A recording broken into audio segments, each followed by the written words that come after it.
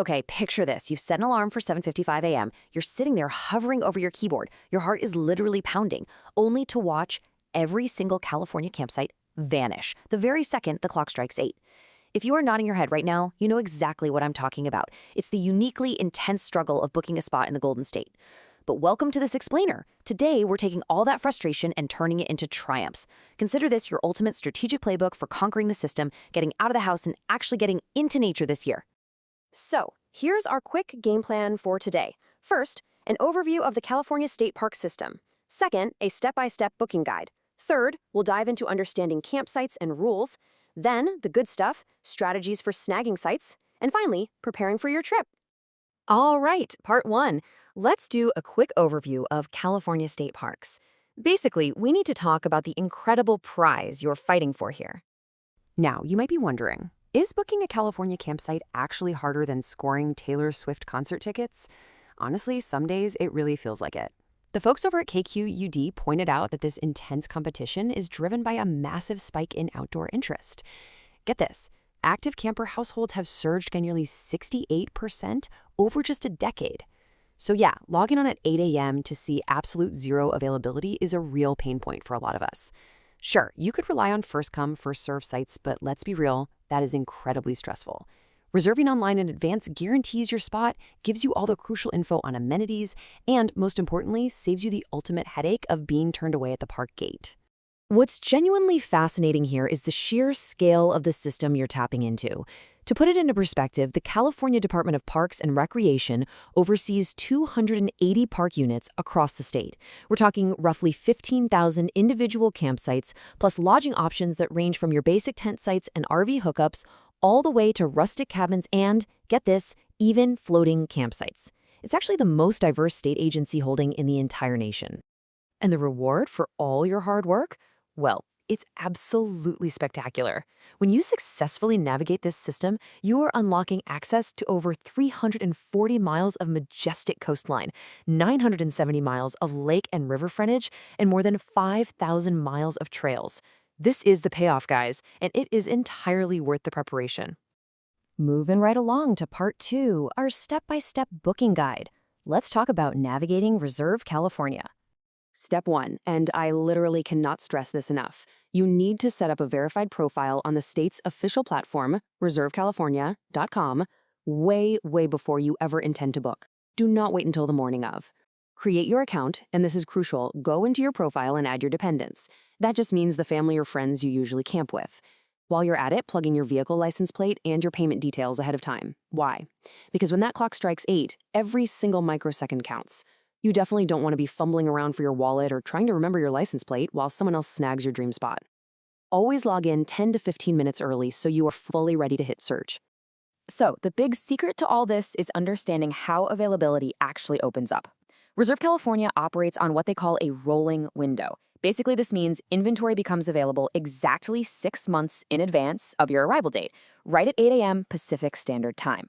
Because of this quirky system, you literally have to be planning your sunny, midsummer camping trip in the dead of winter. Let's just simplify the math here. Say you want to arrive at a park on January 8th. You must be logged in to Reserve California, coffee in hand, ready to click reserve right at 8 a.m. on July 7th. It's a 6-month jump, exactly. And once you grab that arrival date, you can extend the booking through your departure date, assuming it falls within the park's maximum stay limits.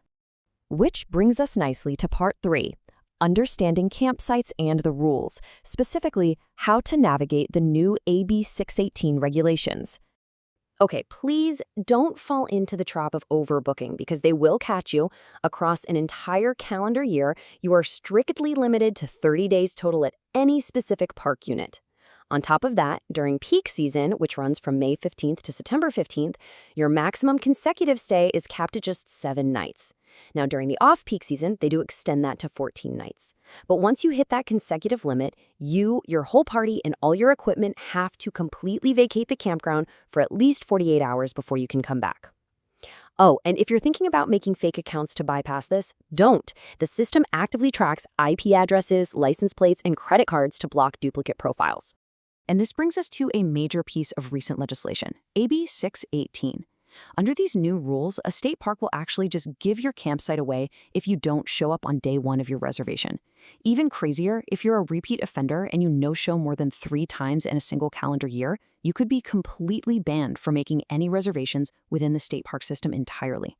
The takeaway here is super simple. If your plans change, be a good camper, cancel your reservation, and release your spot. It avoids steep penalties for you and helps out someone else. All right, part 4, the secret weapons.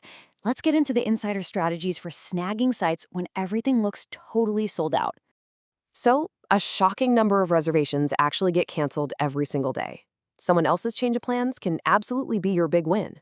Reserve California does have a built-in Notify Me button that'll shoot you an email if a spot opens up, but for even faster, real-time updates, a lot of hardcore campers use third-party tools like CampNab. It sends SMS alerts directly to your phone the very second a cancellation happens. It's a game changer. Alternatively, if you're feeling a bit spontaneous, look into lesser-known parks or places with first-come, first-served walk-in sites. Your absolute best bet there is to arrive before noon, or even Thursday evening if you're aiming for a long weekend. Now, let's talk about a slightly more controversial but completely legal tactic, the modification strategy. Since the system lets you book multiple nights starting from an available arrival date, some really dedicated campers log on early to book a trip starting on, say, a Wednesday. They do this just so they can secure the following Friday and Saturday before those weekend dates officially open up to the general public. If you do use this strategy, you must log back in and ethically modify your reservation to release those unused Wednesday and Thursday dates back into the system.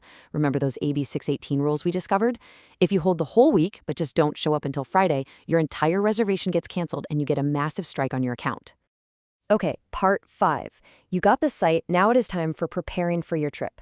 Let's cover check-in, vehicles, and safety. When it's time to finally pack your bags, double-check your essential gear and anything specific to the region you're heading to. You'll want to plan your arrival around the standard 2 p.m. check-in time, and remember, checkout is strictly at noon. For a standard campsite, you're generally capped at a maximum of 6 people.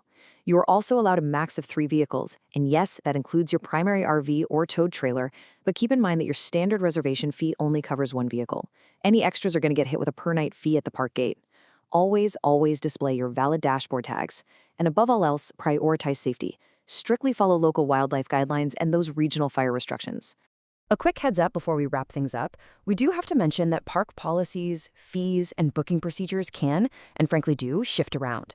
While this explainer gives you a massive advantage, you should always verify the absolute latest info, maximum stay limits, and fire restrictions directly with park authorities or the official Reserve California platform.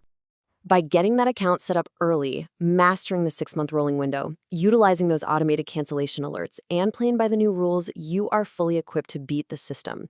Doing this prep work ensures an incredibly smooth and fun camping experience. No more sitting there hovering over the keyboard in despair. The question is no longer if you can get a site. With 280 parks waiting out there, the real question is, where will your California adventure take you this year?